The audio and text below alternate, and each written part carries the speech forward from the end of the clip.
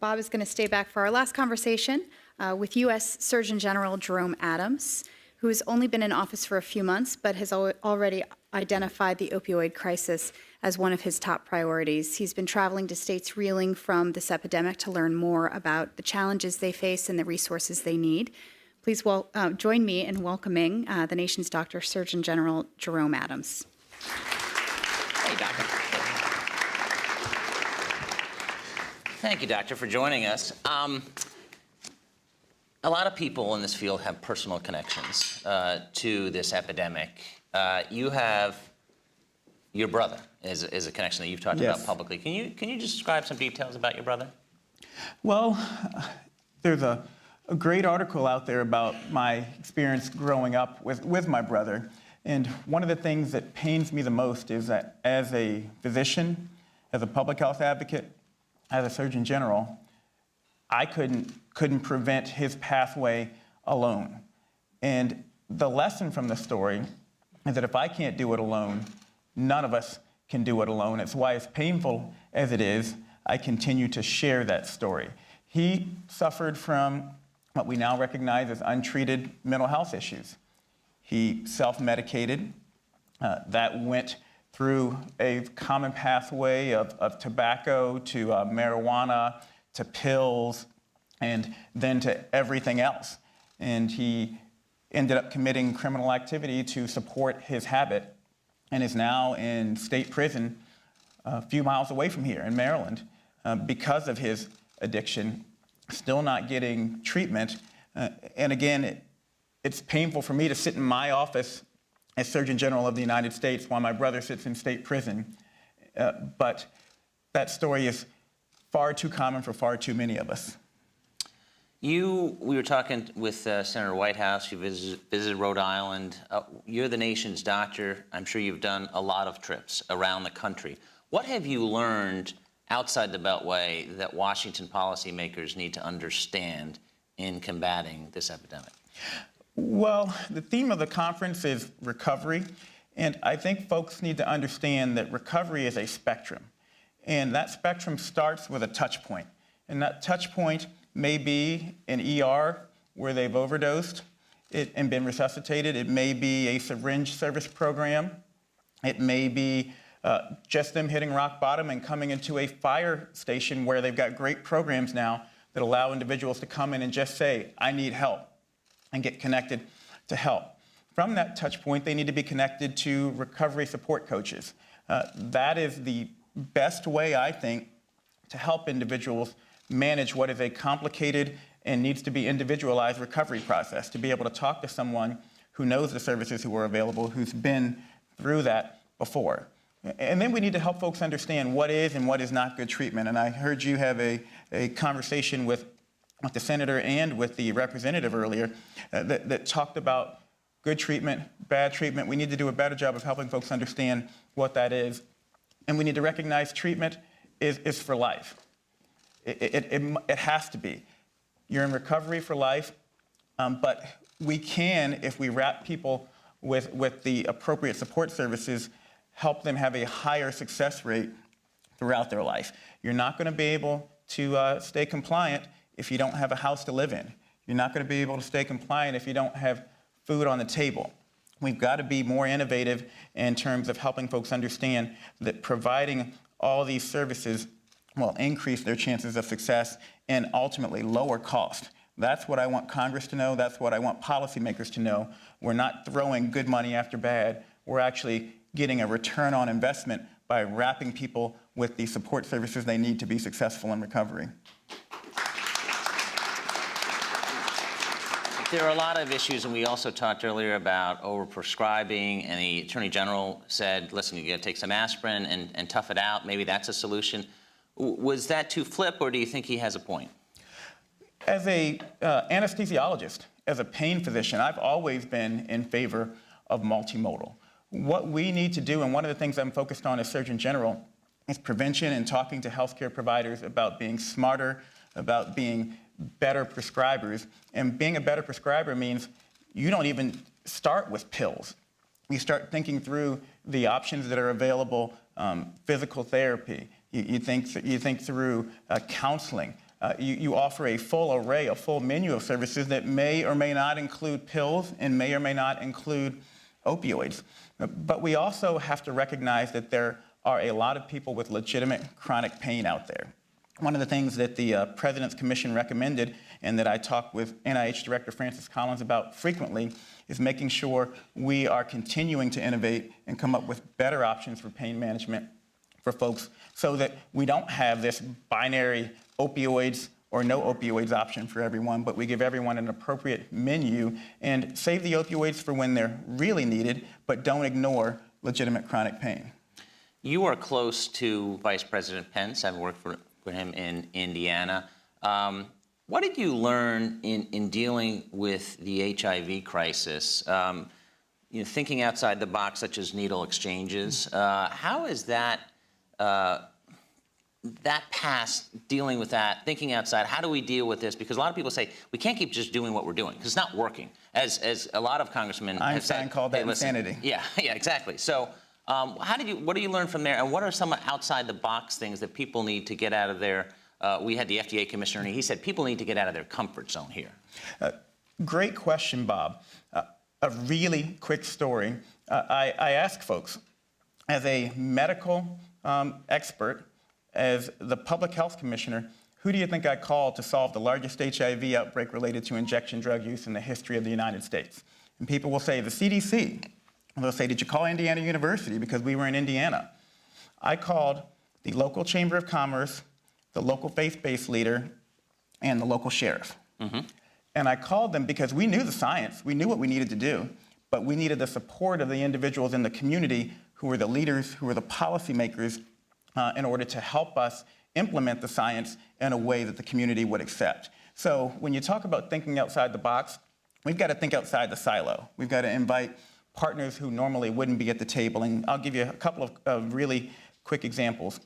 Number one, I was speaking with Belden, which is a company in Richmond, Indiana, just 2 days ago.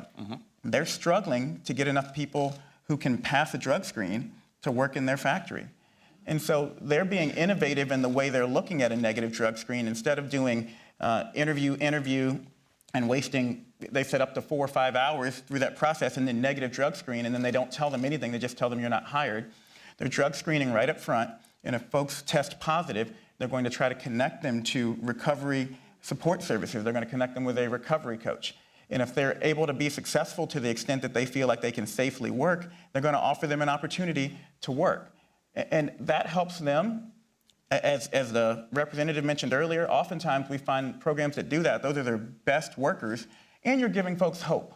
Instead of just getting you don't get hired for this job and you never know why, you have a connection to hope moving forward.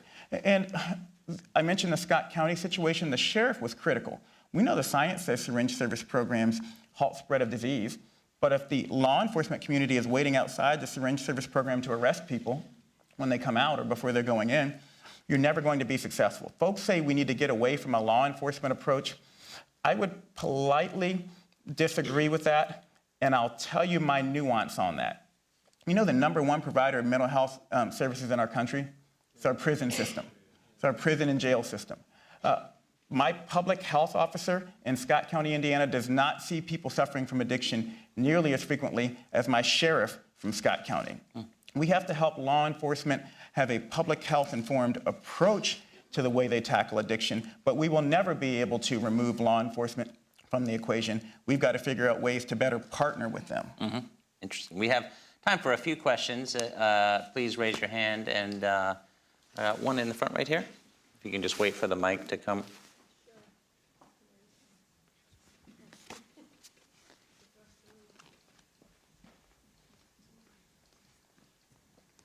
Sure. Hello, sir. Thank you very much for everything you said. My name is Anna. My day job is with a faith-based organization, but I'm also a performance improvement for a long-term residential drug rehab.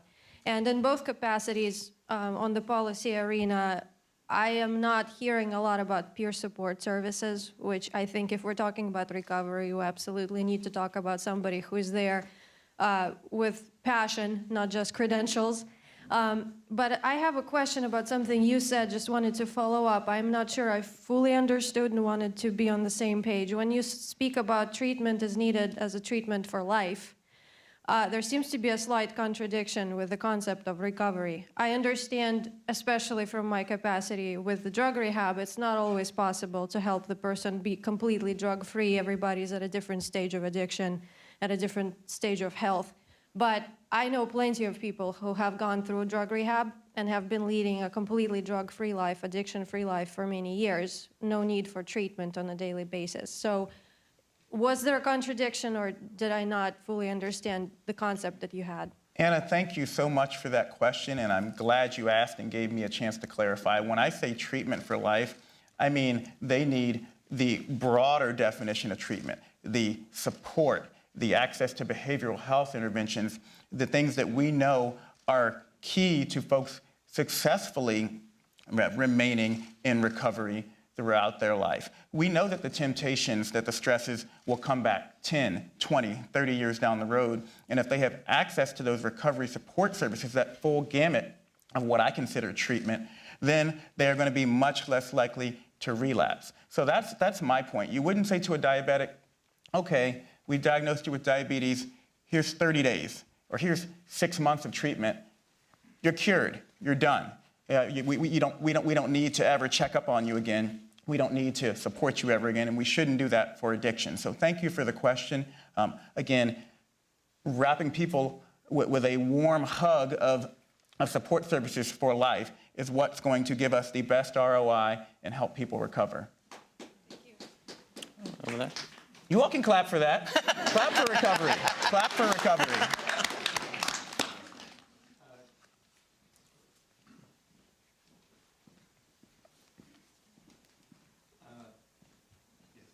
Is on. John Shimano with the Child Welfare League of America. We're struggling now with trying to give advice to Congress. There's a vague notion or idea in the law that talks about a plan of safe care for infants that are born exposed or dependent to substances. And do you have an idea what that might look like, both for obviously the infant and also the mother? Sean, that's a wonderful question. As Indiana State Health Commissioner, I've lived through that. We saw our Department of Child Services become overwhelmed with children who were taken from homes and with trying to figure out how do you deal with an infant who's been born to a mother who's exposed. We know that having that infant in the home increases the mother's chance of recovery. And we ultimately want to keep families intact, but how do we keep individuals safe? So there's two different ways to go with your answer. There's the legal and what's safe for the child plan of care, and making sure that we have, again, recovery support options around that mother that maintain a safe environment for her and the individuals in the household. We have a responsibility to that infant to make sure we're not sending them home in a dangerous environment.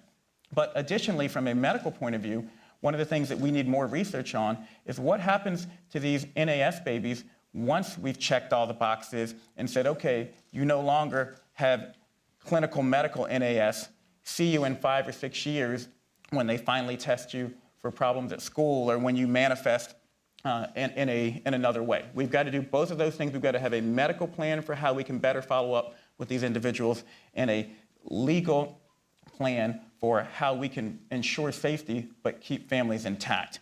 And I want to go back to something Anna said, if you will allow me for a quick minute, because you mentioned recovery, peer support. Absolutely critical. I want to tell you all a quick story about Jonathan, who I met in Rhode Island with Senator Whitehouse.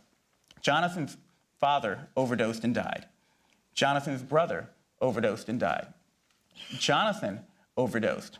Fortunately, he was resuscitated with naloxone, and he was ready to walk out of the ER, but a recovery support coach came in, a peer who had been through it before, and talked to him and didn't judge him. That's one important thing is stigma is out there, and it was someone who wasn't going to judge him because they had been through it before, and just said, you know, I'm just here. I'm here for you. I'm not here to tell you what you did is wrong or to tell you what you need to do. I'm just here to talk. And that's what got Jonathan on the pathway to recovery. And now Jonathan is a recovery support coach. Peer recovery coaches are a critical missing link, and we need to do a better job of finding ways to fund and facilitate peer recovery services for all individuals. I'm afraid we've run out of time. I want to thank you for being here. You can clap for recovery, and you can clap for the Surgeon General, Dr. Adams. you. I'll hand it over to